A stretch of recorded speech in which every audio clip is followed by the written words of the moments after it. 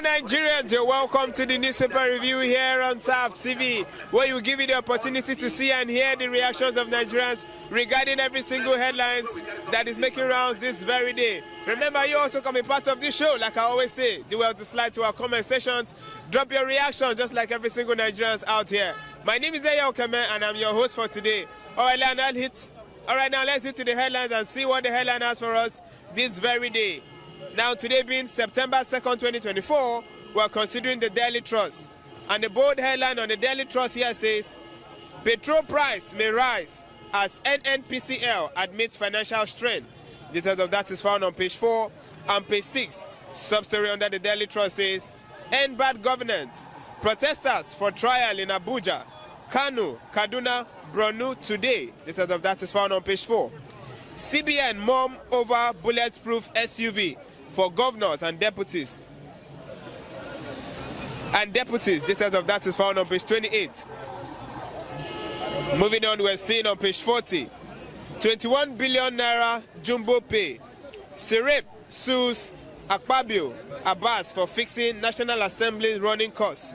Details of that is found on page 40. Zenith Bank posts 406.8 billion naira pre-tax profit in second quarters. Details of that is found on page 28. Concern over Bajami and Miller's oversight of agencies. Details of that is found on page 3.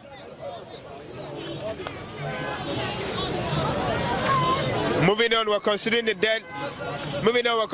This Day paper, and the bold headline here says, Wike threatens PDP governors supporting Fubara, vows to instigate crisis in their state. Details of that is found on the front page of the This Day's paper. Moving on, sub-story under the This Day says, Shetima, Tinubu's ambitious health sector reforms have attracted over $4.8 billion in potential investment. You can read that up on page 5 of the This Day paper. All right, moving on, we're seeing CDS service chiefs to storm Sokoto to flush out bandits in Northwest. Details of that is found on page 5. Lastly, for today, we're considering the Punch, and the bold headline here says, petrol scarcity set to worsen as NNPCL admits 6 billion naira debt. Details of that is found on page 2. Moving on, sub-story under the Punch, it says, Dangote refinery, petrol ready for rollout. Details of that is found on page 19. Power generation down by 1,400 megawatts as discussed rejects allocation. Details of that is found on page 20. Nigeria has second highest rate of food insecurity. This is coming from Bill Gates. Details of that is found on page 3. On page 7 it says, hunger protests. Federal government arrests activists. British ally today. Like I earlier said, you can read that up on page 7. Oti's wife laments as husband grudges out spouse eyes in Abia. Quite a sad story here on page 4. No individual can destroy PDP. Party tells Wike. Details of that is found on page 2 of the Punch. Now, this is all we'll be taking regarding the headlines that are making rounds this very day. Let's hit to good morning, sir. Yeah, good morning. It's good to have you around. Very nice to be here with you. Thank you very much. Quickly on the This Day paper, a very interesting story on the front page. It says, Wike threatens PDP governors supporting Fubara, now vows to instigate crisis in their state. Now, I would like to ask you, as a patriotic Nigerian, do you think it is okay with the crisis that is going on in River State? No, it's not okay. I've actually been worried because I have followed River State political trajectory, for over the last couple of years, for over 15 years. Wow. I'm not interested in politics. I'm a sports journalist, but because of the fact that most times politics affects, sports, because football leaders or football administrators are usually being appointed by the politicians in Nigeria because they run everything in the country. So the instability affects us, that's been affecting us, because if you watch, like I said earlier, the trajectory of River State politics, it has always been politics from election, politics before elections, politics on election day, politics after elections. And that's wrong because immediately after election, you're supposed to start enjoying governance. Obviously. I'll give you an example as a sports journalist. We'll be going to Uyo this weekend for the Super Eagles game to cover the story. Okay. Wow. Almost every football club side in Nigeria go to Uyo to use Gospel Bible Stadium. Yes. Right? Obviously. Why? Because Gospel Bible was able to provide governance in the area of sports, sporting infrastructure. That's why they call the stadium plug and play, as it has Bayern Munich standard, right? Yeah. So most of even Aimba will be going there to play their CAF games because CAF refused to approve a lot of the football stadia that we have here in Nigeria. No one is of standard. Why? Because for university, for instance, university we are not broke. We are not poor. I'm from Obiakpo local government area in River State, Rumasi precisely. And this is the second richest local government, in West Africa. Maybe arguably, but I think that's for a fact. That's a fact. Last I checked. So why would a local government like this not even have a stadium of its own? In Hungary, for instance, almost every local government or town have a mini stadium. That's a footballing nation. Nigeria is a footballing nation.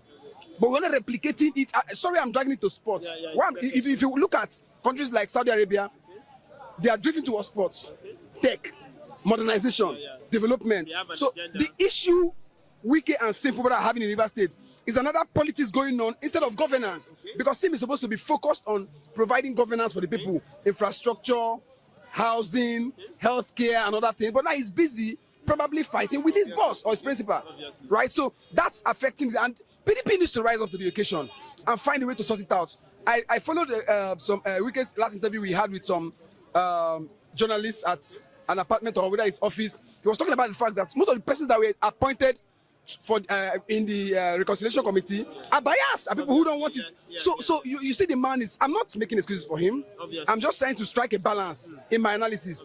The man is trying to look out for himself, right? Because he doesn't trust people who were appointed in the reconciliation committee. Reconciliation committee members are supposed to be people who are unbiased, who are perceived to be unbiased, who are perceived to be neutral, right? However, Wike should also still understand that he could still give it a shot, right? Give chance to peace.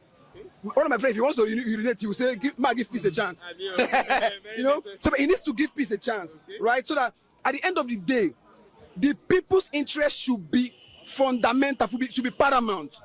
Okay? If Wike has the interest of people at heart, he would budge and say, okay, even if people where they want to do the reconciliation don't like me, make us sure they want to talk first. That's the line I think he should toe. Okay. Now, do you think the foundation that was laid prior to this governance was actually faulty? Because if they, just like the Bible says, the foundation is faulty, there's nothing we, the masses, can actually do. Do you think the foundation has been spoiled over time?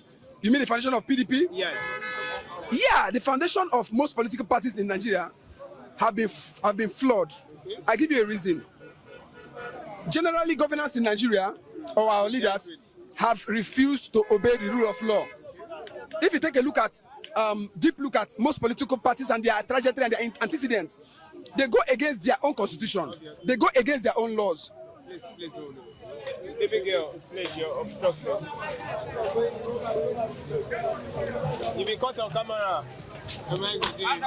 Right. So they go against their constitution, they go against their own laws, right? Which is not supposed to be so. The political party is supposed to be bigger and stronger than every individual in the party.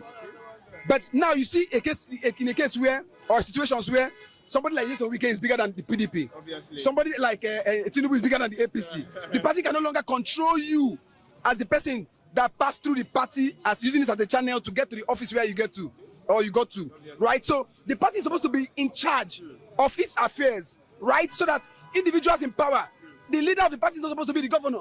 No. It's not supposed to, there's supposed to be a party chairman and committees to checkmate the so-called president or, governor or local government chairman. So that the individuals, now that's the flaw in the political parties' antecedents and trajectories.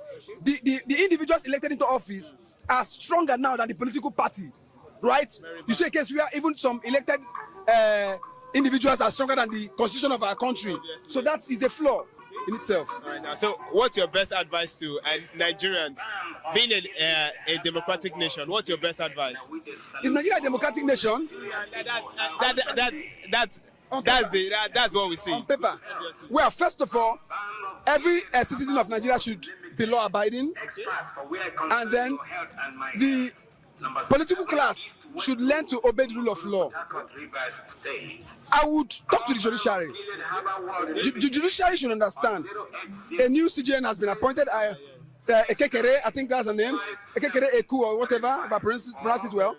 She should understand that she has a lot of work to do. First of all, I don't trust her. Okay. I'm sorry. Okay. Or I'm not even sorry. Yes, my opinion. I don't trust her because of the antecedents of her predecessors. Right? So she needs to now prove us wrong. And as I don't trust her, that's how a lot of Nigerians don't trust her. Statement of fact. Because you see, two different courts of competent jurisdiction giving different laws, counter judgments. So the judiciary has put us where we are today in conjunction with INEC. Okay. So they should learn. I hear they are trying to do the amend the electoral laws, electoral reform, economic reform, whatever reform. The electoral reform is going to be what will bring about the massive change that we will experience and enjoy in Nigeria, because it is through the elections that we can make our statements by voting or voting out who we don't want and voting in who we want. Right. So I would also now advise Nigerians that part of the ways you could be law-abiding would be acquiring your PVC again. For those of them who break them, may they go collect them again. Because that's if they do the electoral reform, where people will now see that, okay, true, your vote will count. They will upload the results there and then as they promised, right? That's my advice. Nigerians should be law-abiding, then the ruling class should be law-abiding. The judiciary should learn to do the right thing, and then let the lawmakers please enforce the electoral reform. Okay, now, lastly, I will actually not let you go. You said something about being biased and also reforming the Electoral Act. Don't you think the same persons that are that has the power to reform this act will also be biased when actually you can actually make something that doesn't favor you as a person? Don't you think there will be some form of the bias system when it comes to reforming those acts? Well, I think also that's where selflessness comes in. We should understand that Nigeria should come first. Okay, so because of the fact that Nigeria should come first, those of them that are biased should not be biased anymore. Let's do the electoral reform and allow leaders that can perform to come into power and perform. Because I tell you for a fact that there are people that should be in jail now, they are not in jail. There are people, I will say here, unequivocally, that the MD of NNPC should be in jail. Yes, because if the refineries have not worked and we have spent over 3 trillion trying to fix the refinery, and you've been there, you're the one that be giving the money, you should either explain to Nigerians, or in fact, we are coming for them though, because there will be time that they will account for all the wrongs they've been doing. They are selling our future and the future of our children. We cannot even get fuel to fuel our vehicles for local usage. Then we are now, sending to Malta, as Dangote told us recently, refining and bringing back to sell to us at massive prices, outrageous prices that is affecting, basic fundamental commodities here. So they should be selfless to understand that, look, first of all, let us reform the Electoral Act and make it possible for the rightful candidates to be voted in. Electoral reform, our electoral process should be fixed properly. Then the judiciary, anybody, there's a case, there's a law, an amendment they want to do now, so that I think the bill is being passed now, that all elections should be done one day. Right. So that once they do the accreditation that day, Everything happens. if you not accredit that day, forget, go ask. Next year election, another election you can't do. So that manipulation should be curtailed. Some of these practices should be curbed. Right? So let them make the laws that will fix the nation, not the laws that will favor them. And INEC should quit appointing officers that are partisan. Okay, that's the point. Presently, there are party card-carrying members that are working for INEC. What is that? Are we joking here? INEC is independent electoral. Independent, not answerable to the Unbiased, that's what it means. I'm unbiased. They are supposed to be neutral. Anybody caught being a card-carrying member of INEC should be prosecuted. When you commit crime in Nigeria and there is a proof or there are proofs, you go to jail. These are the things, right? So the government of the day should quit hiding the wrongs of people who evidently have committed crimes because they are members of their party. I think this, by that you jail one person, jail second person. What has we sit up? Good morning, sir. Good morning. It's good to have you around. Yes. All right, now quickly on the Daily Sun, it says A very interesting story. It says Wike threatens PDP. Oh, sorry. On this day paper, it says Wike threatens PDP governors supporting Fubara, vows to instigate crisis in their state.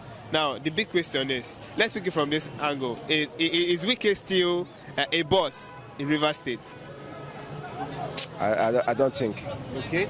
Okay. Do you think there are, with all this crisis going on, do you think there are possibilities similarly for Fubara going for a second term? Yes, I'm sure. Okay. Yeah, Fubara is going to go for a second term. Okay. Nothing will stop him.